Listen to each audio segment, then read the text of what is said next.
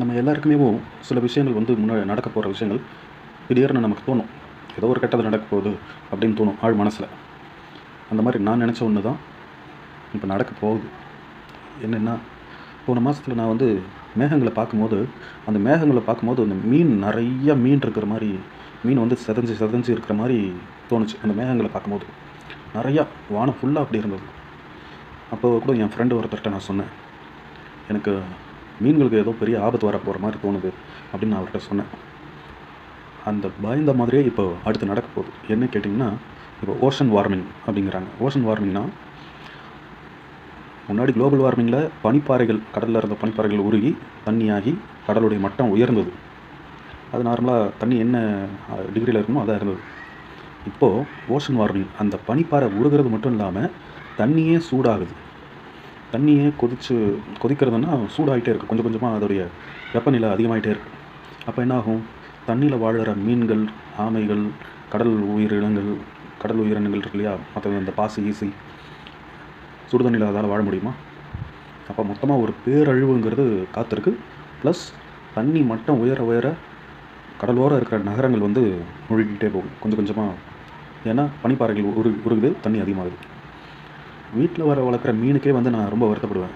ஏன்னா ஒரு நாள் அதுக்கு சோறு போடலன்னு வச்சுக்கோங்க. ஏன்னா மீன்ன்றது அது கேட்க முடியாது. அது எனக்கு பசிக்குது அப்படின்னு கேட்காது, எனக்கு உடம்பு சரியில்லை அப்படின்னு சொல்லாது. அப்போ அது ஒரு சின்ன கண்ணாடி குடுவையில் இருக்கும்போது நம்ம அதுக்கான உணவு வந்து அந்த மீன் தொட்டிக்கு பக்கத்துலேயே தான் வச்சுருப்போம். அது பார்க்கும்போது அந்த மீனுக்கு பசி எடுக்கும்போது அந்த உணவு டப்பாவை அது பார்க்கும். ஆனால் அதால் எடுத்து சாப்பிட முடியாது. பக்கத்துலேயே உணவு இருக்கும், அதால் எடுத்து சாப்பிட முடியாது. அந்த மாதிரி ஒரு ரொம்ப பாவப்பட்ட ஜீவன் மீன். அதே மாதிரி கடல் மீன்கள், ஆற்று மீன்கள்னு மனுஷனுடைய உணவு தேவைக்கு பெரிய பங்கு மீன்கள். அதனால தான் இதுக்கு முன்னாடி ஒரு வீடியோவில் ஒரு உயிரினம் மனுஷனுக்காக உயிர் தியாகம் பண்ணுது அப்படின்னு நான் மென்ஷன் பண்ணியிருந்தேன். அது வேறு எந்த இதுவும் இல்லை, மீன் தான். இது எதனால் அப்படின்னு நான் சொல்கிறேன், உங்களுக்கு புரிகிற மாதிரியே சொல்கிறேன். இந்த 1986 இந்தியாவுடைய மக்கள் தொகை 79.79 கோடி, அதாவது 80 கோடின்னு வச்சுக்கோங்க. 80 கோடின்னு வச்சுக்கோங்க. இன்றைக்கி 2023 மக்கள் தொகை, இந்தியாவுடைய மக்கள் தொகை 142.86 கோடி, அதாவது 143 கோடி. இந்தியாவில் மட்டுமே இவ்வளோ கோடின்னா, எனக்கு விவரம் தெரிஞ்சு உலகத்துடைய மொத்த மக்கள் தொகை வந்து 800 கோடின்னு சொன்னாங்க. மக்கள் தொகை அதிகமாக புது புது கண்டுபிடிப்புகள், தேவைகள் நிறையா இருக்குது. குளோபல் வார்மிங் இதுதான் மெயின். முக்கியமாக குளோபல் வார்மிங் எப்படி வந்தது இதுக்கு முன்னாடி, எதனால் அது வந்ததுன்னா, பூமியிலேருந்து நம்ம இந்த குளோரோஃப்ளோரோ கார்பன் அப்படிங்கிற ஒரு கேஸ் தான் முக்கியமான காரணம். இது எந்த இதிலேருந்து உருவாகுது அப்படின்னு சொன்னால், ஃப்ரிட்ஜு, ஏசி, இந்த மாதிரி குளிர் சாதன பெட்டிகள், அந்த மாதிரி சில நமக்கு தெரிஞ்சு இதிலேருந்து. அடுத்தது ஃபேக்ட்ரிஸ்லேருந்து வர புகை, பெரிய பெரிய ஃபேக்ட்ரிஸ் இருக்கு இல்லையா, காப்பர் ஃபேக்ட்ரிஸ், அந்த மாதிரி அதிலேருந்து வர நச்சு காற்றுகள். அந்த குளோபல் வார்மிங்க்கு காரணம் ஓசோன் லேயரில் இந்த ஓசோன் அந்த லேயரை வந்து இது போய் கரைச்சிருக்கு. ஓசோன் லேயர்னால் ஒரு குளோபை சுற்றி இருக்கிற கேஸ் படிவம் தான். மேலே குளோரோஃப்ளோரோ கார்பன் மாதிரியான நச்சு காற்றுகள் வந்து அங்கே போகும்போது அதில் இருக்கிற அந்த புகையை வந்து இது விலக்கி விட்டுருச்சு. அப்போ ஓசோன் லேயர் ஓட்டை அப்படின்னு ஆகிப்போச்சு. நமக்கு வெயிலுடைய தாக்கம்னா சூரியனுடைய கதிர்வீச்சு ஃபுல்லாக வர ஆரம்பிச்சிருச்சு. முன்னாடி ஃபில்டர் பண்ணி வந்துட்டு இருந்தது, கொஞ்சமாக ஒரு தடுப்பு மாதிரி, ஒரு அணைக்கட்டு மாதிரி இந்த ஓசோன் லேயர். அப்போது இந்த வெயிலுடைய வெப்பம் வந்து அதிகமாக பூமிக்கு வர ஆரம்பித்ததும் பனிப்பாறைகள் உருக ஆரம்பிச்சது. சரி, பனிப்பாறைகள் மட்டும்தான் உருகுச்சா, அதுக்கு வேறு ஏதாவது காரணம் இருக்கா, நேராக வெயில் வந்தது மட்டும்தானா அப்படின்னு கேட்டால் கிடையாது. அதுக்கு முன்னாடி காடுகள் நிறையா இருந்தது. இந்த காடுகள் நிறையா இருக்கும்போது இந்த நச்சு காற்றை வந்து மரங்கள் உறிஞ்சிக்கும். கார்பனை வந்து மரங்கள் அதோடைய மூச்சுக்கு உறிஞ்சிக்கும். அப்போ அது ஆக்சிஜனை வெளியிடும். இப்போ இந்த மரங்கள், காடுகளை, மலைகளை அழிக்கும்போது கார்பனை எடுத்துக்கிறதுக்கு ஆள் இல்லை, அதாவது அதை கிரகிச்சிக்கிறதுக்கு ஆள் இல்லை. அது மேலே போயிட்டு ஓசோன் லேயர், அந்த அட்மாஸ்பியரில் கலந்துருக்கு. இப்போ காடுகள் அழிய கார்பனும் அதிகமாகிட்டே இருக்குது. இன்னொரு விஷயம், மறக்கக்கூடாத விஷயம் என்னென்னா, ஆக்சிஜனுக்கு தட்டுப்பாடு வந்துடும். ஆக்சிஜன் ஏற்கனவே விலைக்கு வந்துருச்சு. இன்னும் கமர்ஷியலாக எப்போ இன்னும் ஒரு 5-6 வருஷத்துக்கு வந்துடலாம், வாய்ப்பு நிறையா இருக்குது. ஸோ இப்போ கார்பன் நிறைய, ஏன்னா மக்கள் தொகை அதிகமாகுது, மக்கள் மட்டுமா அதிகமாகுறாங்க.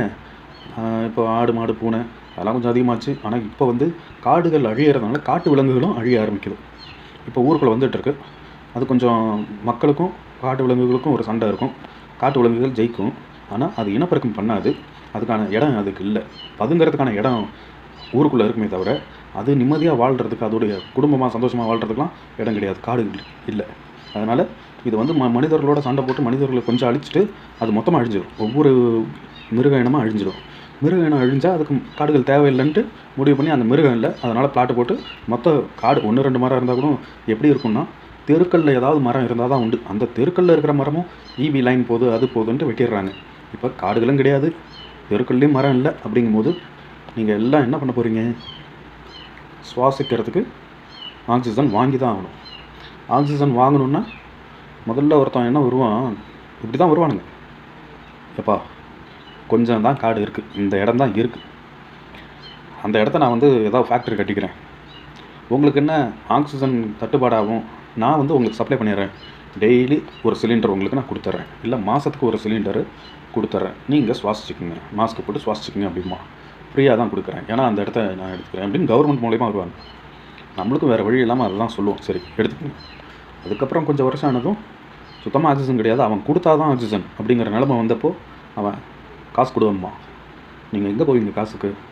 இப்போ ஆல்ரெடி ஏஐ வந்துருச்சு, அதாவது ஆர்டிஃபிஷியல் இன்டெலிஜென்ஸ் வந்துட்டால் இப்போ மொத்தமாக வந்துருச்சுன்னு வச்சுங்க, பல லட்சம் பேருக்கு வேலை இல்லாமல் போயிடும்.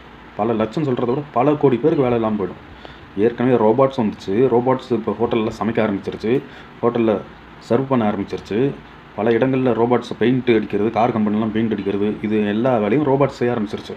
அதுக்கே நிறையா அந்த செல்ஃபோன் கம்பெனி, நிறைய கம்பெனிஸ் ரோபாட்ஸ் வந்து ஆட்டோமேட்டிக்காக செய்ய ஆரம்பிச்சிருச்சு. இப்போ ஆர்டிஃபிஷியல் இன்டெலிஜென்ஸ் வந்துருச்சுன்னா இல்லை வந்துருச்சு. அப்போது இன்னும் பல கோடி பேர் வேலை இழப்பாங்க. அப்போ என்ன, முதலாளிகளுக்கு யார்கிட்ட காசு இருக்கோ அவன் வந்து நான் ஆக்சிஜன் தயாரித்து கொடுக்குறேன் அப்படின்ட்டு அவன் பண்ணுவான். இப்போ இவங்க என்ன சொல்கிறாங்க, கவர்மெண்ட்டு பல சேட்டலைட் ராக்கெட்லாம் விடுறாங்க இல்லையா, நிலாவில் தண்ணி இருக்கான்னு பார்க்குறோம், மார்ஸில் தண்ணி இருக்கான்னு பார்க்குறோம், மனிதர் வாழ முடியுமான்னு பார்க்குறோம். இந்த பூமியே ஒழுங்காக காப்பாற்றாமல் எதுக்கு பல கோடி செலவு பண்ணி வேறு ஒரு கிரகத்தை போய் தேடிக்கிட்டு இருக்காங்கன்னு எனக்கு தெரியல. அதனால தான் சொல்கிறேன், ராக்கெட் விடுறது அதெல்லாம், ராக்கெட் செயற்கைக்கோள் போய் என்ன பண்ணுது, பூமியில் எங்கெங்கே வளங்கள் இருக்குது அப்படிங்கிறத காட்டி கொடுக்குது. இப்போ அடுத்தது இன்னொரு பூமிக்கடியில், அதாவது பூமிக்கடியில்னா கடலுக்கு அடியில் சமுத்திராயன் அப்படின்னு ஒன்று விட போகிறாங்க. அதுக்கு பல கோடி செலவு, 12,000 அடி 6,000 அடி ஆழத்தில் போய் அதை ஆராய்ச்சி பண்ணுமா, அங்கே என்ன வளங்கள் இருக்குது அப்படின்ட்டு. அப்போ அந்த ஆராய்ச்சி பண்ணும்போது பூமிக்கு அடியில் இருக்கிற இதை ஒரு கேஸஸாக இருக்கலாம், அது வெளியில் வந்து அப்பையும் மீன்கள் அதெல்லாம் உயிரினங்களுக்கு ஆபத்து தான். அது என்ன ஆக போகுதுன்னு தெரியல. மொத்தம் அழிவை நோக்கி தான் போயிட்டுருக்குறோம். ஒவ்வொரு மனுஷனுக்கும் மரணம் நிச்சயங்கிற மாதிரி சூரியனுக்கும் ஒரு நாள் மரணம் நிச்சயம். அதாவது சூரியனும் ஒரு நாள் அணைஞ்சிடும். அது கோடிக்கணக்கான வருஷம் இருக்குது அது அணையறதுக்கு. அதே மாதிரி பூமிக்கும் அழிவு நிச்சயமாக உண்டு. அதில் எல்லா ஜீவராசிகளும் மொத்தமாக சேர்ந்து கொஞ்சமாக ஒரே நேரத்தில் இப்படி வெடித்து சதறி எல்லோரும் செத்து போயிட்டால் பரவாயில்ல. இது அப்படி இருக்காது. ஏற்கனவே பல வைரஸ்களை வெளிவிட்டு மனித இனத்தை கொஞ்சமாக சாவடிச்சிட்ருக்காங்க. இப்போது இன்னும் கொஞ்சம் கொடூரமாக, அதாவது ஒவ்வொருத்தருக்கும் தனித்தனியாக நோய்கள் அப்படி வந்து கேன்சர் ஆகட்டும், சுகர் ஆகட்டும், பிபி ஆகட்டும், கொஞ்சமாக ஒவ்வொருத்தவனா அப்படி வந்தது. இப்போ என்னென்னா மொத்தமாக பாதிக்கப்படுவாங்க எல்லாமே. இப்போ ஒரு இடத்துல ஒரு ஊரில் ஒரு உதாரணத்துக்கு வச்சுக்கோங்களேன், இப்போ வேலூர்னு வச்சுக்கோங்க. வேலூரில் வெயில் கொளுத்துது. சென்னையில் கொளுத்தும். ஏன்னா அங்கெல்லாம் மரங்கள் கிடையாது, அதிகமான பில்டிங் தான். சரிங்களா? அந்த மரங்கள் இல்லாதனால வெயிலுடைய தாக்கம் வந்து அதிகமாக இருக்கும். வெயில் எப்பயுமே சூரியன் ஒரே மாதிரி தான் எரிஞ்சிகிட்டு இருக்கு, அதே வெப்பம்தான். நமக்கு மரங்கள் இருக்கிறதுனால அந்த வெயிலுடைய தாக்கம் கம்மியாக இருக்கும், அவ்வளோதான். இப்போது இந்த வெயில் பூமி மேலேயும் சோழி முடிச்சது, இப்போ கடலுக்கு அடியிலையும் சோழி முடிக்கிறாங்க. மொத்தமாக உயிரினங்கள் எல்லாமே அழிவு. இயற்கையோட வளத்தை எப்படி உபயோகப்படுத்தணும்னா, ஒரு ஹலால் முறையில், ஹலால்னால் என்ன உங்களுக்கு ஏற்கனவே சொல்லியிருப்பேன். ஹலால்னால் என்ன அப்படின்னா, ஒரு உயிரை கொல்ல போகிற, அது பாவம் தான். எல்லா மதத்துலேயும் அது பாவம் தான். குறைஞ்சபட்சம் அந்த உயிருக்கு தெரியாமல் அதோடைய உயிரை எடுத்துருது. அதாவது ஒரு ஆட்டை அறுக்கிற அப்படின்னா, அந்த ஆட்டை அறுக்கிறப்ப ஒரு கூர்மையான கத்தியால் அதோடைய கழுத்தில் ஒரு கோடு போட்டுரு, அதுக்கு வலிக்கக்கூடாது, அதோடைய உயிர் போகுதுன்னு அதுக்கு தெரியக்கூடாது. இதுதான் ஹலால். அது என்ன ஆகும்னா ஒரு சின்ன மில்லியை கோடு போடும்போது ரத்த கசிவு கொஞ்சம் கொஞ்சமாக ஏற்படும். அது அப்படியே நல்லா தான் இருக்கும். நம்ம கொஞ்சம் நேரம் ஆக ஆக ரத்தம் எல்லாம் வெளியில் போகும்போது அது தானாக இறந்து போயிடும். சரிங்களா? இதுதான் ஹலால் முறை. இதுதான் பூமியோடைய வளம். அதாவது பூமி வந்து ஒரு 1000 மரம் இருக்கிற இடத்துல ஒரு மரத்தை நீ வெட்டிட்டு அதுக்கு ஒரு 100 மரத்தை நட்டு மறுபடியும் புதுப்பிச்சிரு. ஆனால் இவங்க அது பண்ணுறதில்ல. 1000 மரம் இருக்கா, 1000 மரத்தையும் வெட்டிடுறாங்க. ஒரு மரம் கூட நடுறதில்ல. அதுவாக என்றைக்கு மரம் முளைச்சி வர்றது, இதுதான் இவங்க பண்ணுறாங்க. இதெல்லாம் மக்களுக்கு வந்து இது எல்லாத்துக்கும் மக்களுக்கு பங்கு இருக்குன்னா மக்களுக்காக தான் இதெல்லாம். ஆனால் இதை ஒரே இதாக செய்கிறவங்க அரசியல்வாதிகள், பவர், நிலங்களை கையகப்படுத்துறது, காடுகளை அழிக்கிறது. அதுதான் அரசாங்கம். நல்ல ஒரு அரசாங்கமாக இருந்தால் இப்போ இந்த மாற்றம் தமிழ்நாட்டில் இருந்தால் ஒன்றும் பிரயோஜனம் இல்லை. எல்லா நாட்டிலையும் வரணும். இப்போது ஏன்னா இதெல்லாம் குளோபலாக இதெல்லாம் நடக்குது. பிரச்சனை வந்து குளோபலாக நடக்குது, நம்ம ஊரில் மட்டும் இல்லை. ஆனால் நம்ம நினச்சா ஒரு பெரிய அரசியல் மாற்றத்தை கொண்டு வந்தால் இயற்கை வளங்களை இங்கே கொஞ்சம் அதிகப்படுத்த முடியும் அப்படின்னா இன்னும் கொஞ்சம் நாளை தள்ளி போடலாம். அவ்வளோதான்.